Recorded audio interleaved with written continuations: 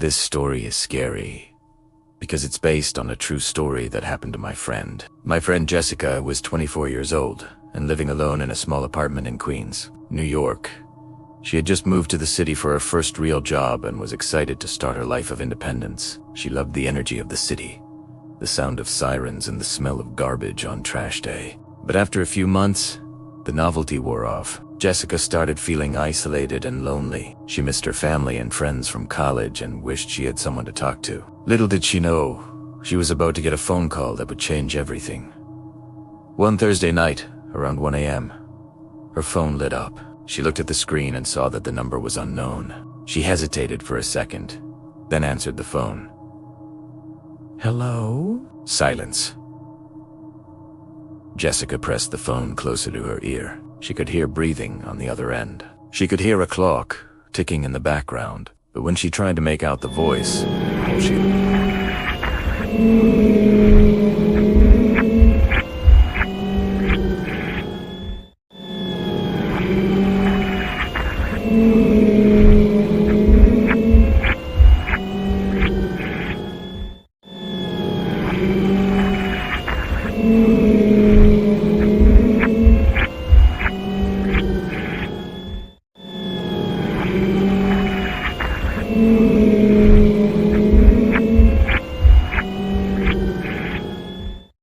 heard was static. After 10 seconds, the call ended, and Jessica sighed and rolled back into bed. She thought it was just a wrong number, but she didn't know that this was just the beginning. The next night, it happened again.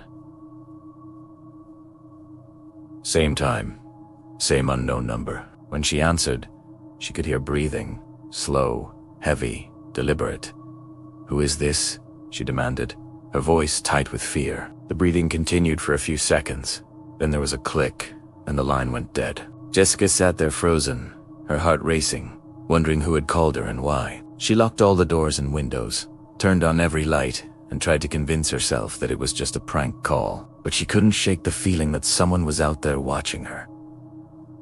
And she was right. Over the next few days, the breathing continued to haunt her. She could hear it in her sleep and in her dreams. She started seeing shadows out of the corner of her eye. She began to feel like she was being followed. She started to think that maybe she should move out of the city, go back to her parents' house, pretend that this whole thing was just a bad dream. But she didn't want to do that. She was determined to stay in the city and figure out who was behind the calls. But before we go further, let me tell you that she won't find peace until she answers one question.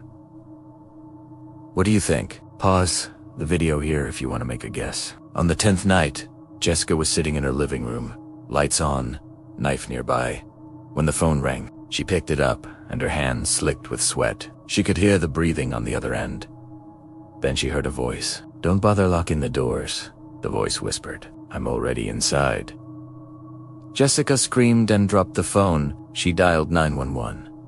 Within minutes, officers arrived and searched the apartment, but nothing was out of place, and Jessica was safe, or so she thought. The calls continued for weeks, but they never came again. The voice never said another word. My friend still gets the chills when she thinks about it. To this day, she has never received a phone call from a stranger, and she never will.